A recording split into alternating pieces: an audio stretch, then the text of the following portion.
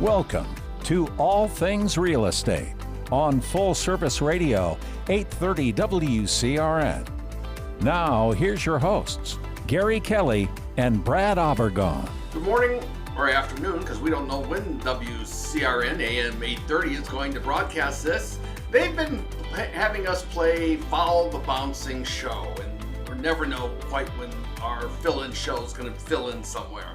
I'm Gary Kelley. I am with Lamakia Realty, and I am joined by Brad Avergon with Fairway Independent Mortgage. Whoa!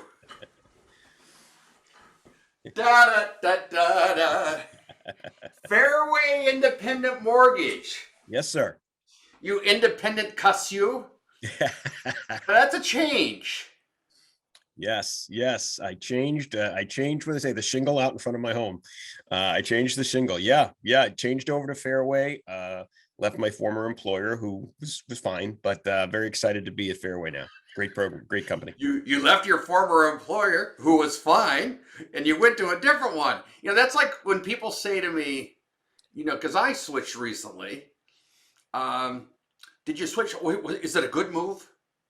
No, yeah. Actually, I pick things that are intentionally really bad.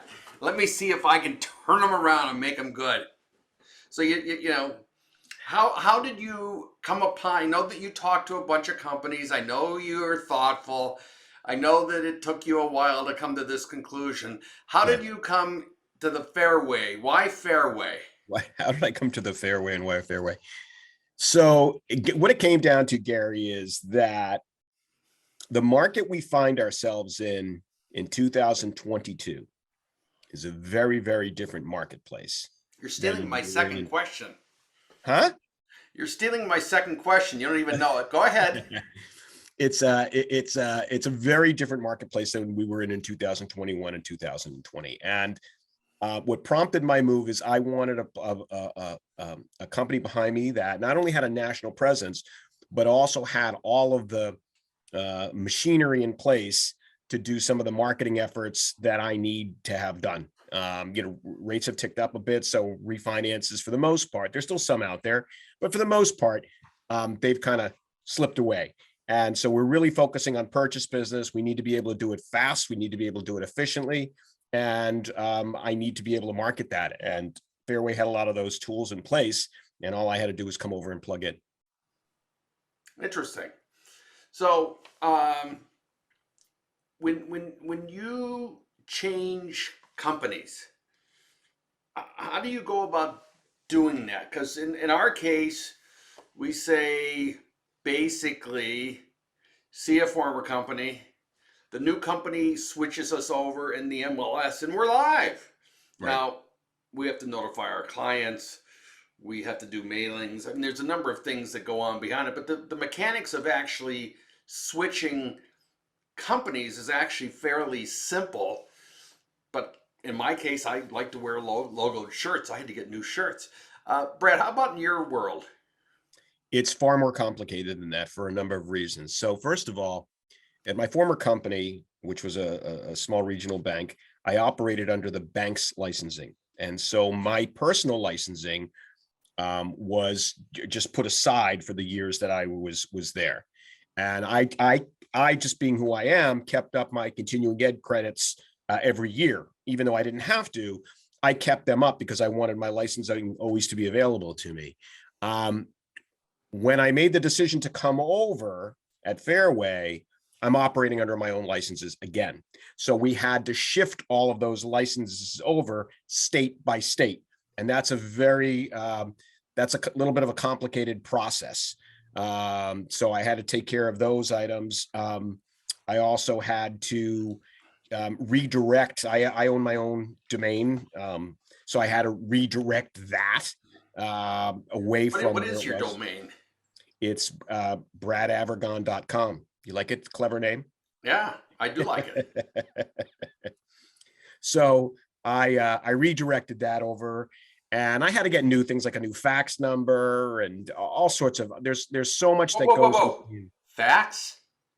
Yes, I or had you just strap it to a dinosaur and say, "Here, go Dino, go." I had a client that said, I can't scan. But I can get access to a fax machine. Can you give me your fax number? I have the second one today that needed that. So people are still using faxes. So, but yeah, so there's a lot more complication. The other thing is that, um, in my world, I can only originate for one company at a time. So I had to end with a termination date. That was the date, my last date of originations, and start with a new company. And I wanted to also make sure, because my first priority, Gary, of course, is my clients. And Yeah. I wanted to make sure everything was wrapped up neatly before I made my departure, so to speak. And so I could, start off with a fresh slate and get excited over at this new company. So, Brad, I had said to you before we started, we tend to do this without scripting. This is a spontaneous give and take, and we have fun in doing it. I hope that our listeners can pick up on that. One of the things I had said to you is I'm going to give you a curveball that you're not expecting, but you already started to address it. You and I both, as seasoned professionals, you're more seasoned than me. Um, that's a joke. As seasoned professionals, we both opted to change companies in the early part of 2022. And, I work in, slinging houses as a real estate agent, and you're a mortgage guy, but we don't work, we work together for a given client, but we don't work like in the same office. And I think it's ironic that we've both switched companies and done it actually fairly close to each other. What are your thoughts about what that means to the industry as a whole? Not that you and I switch companies, because the industry doesn't care about that. But I do think that there's something to be said for what's going on in the marketplace right now. I absolutely agree with that. And I think, so let's talk about that first, and then we'll talk about, and feel free to chime in with some of the reasons for your move as well. The market, in 2020 and 2021, we had limited inventory. But there was still inventory out there. You had to fight for it. It was very hard to get offers accepted. A lot of disappointed first-time home buyers, but there was still inventory out there.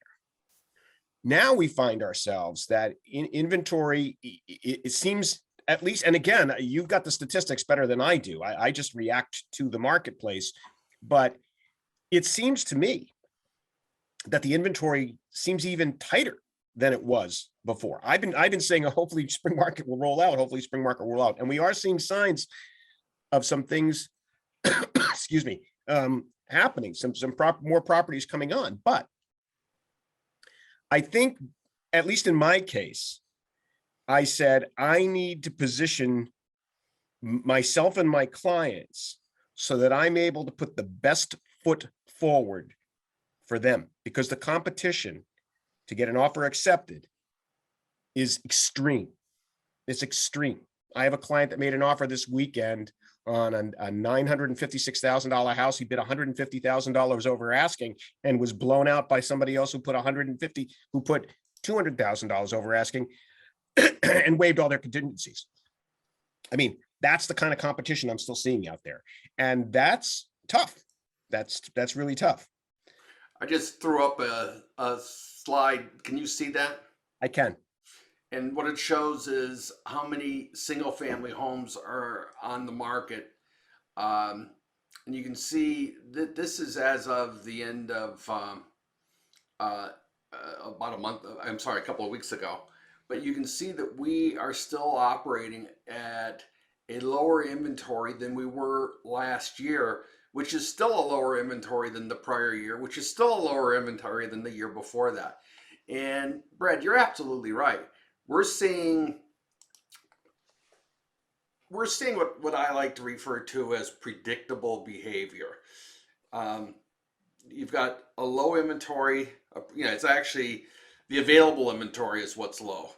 Okay, the available inventory is low, and demand is there. You've got people that are downsizing. You've got people that are upsizing. You've got people first-time buyers, and it's kind of a feeding frenzy out there.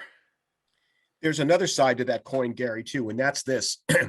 while our world is, supply, demand, we've got a limited amount of inventory out there and we're all fighting for it.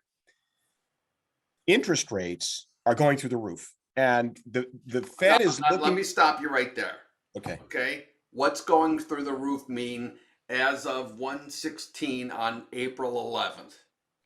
So I quoted a client who didn't, well, let's put it this way. Let me give you what I think an average rate is right now. You're talking about an average 30-year fixed rate right now in the mid fives. Yep.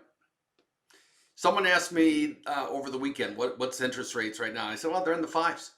And the person was stunned.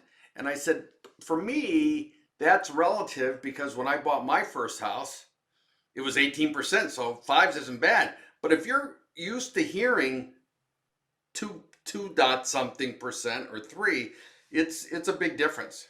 Well, it's not only that, Gary, because I started writing mortgages when interest rates were around 13%. So I'm not afraid of higher interest rates, but usually there's a lag time. There's an uptick. There's time for people to get used to the economies, and the economy itself has an ability to level. So as interest rates rise, prices can adjust a little bit. Admittedly, not that we wouldn't see a lot of adjustment because of the limited inventory, but you might see some. What's happening now is the Fed is looking at something very, very different. They're looking at inflation. Inflation, the statistics that came out, 7.9% inflation. Now, let me put that in an analogy. Hey, Brad? Okay? Yeah. We got to pay some bills. Okay. I got to come back. I'll talk to you about the other side. Ted's screaming. We got to go. Thank you for tuning in. Just stay around and we'll have the second half. You've been listening to All Things Real Estate on Full Service Radio, 830 WCRN.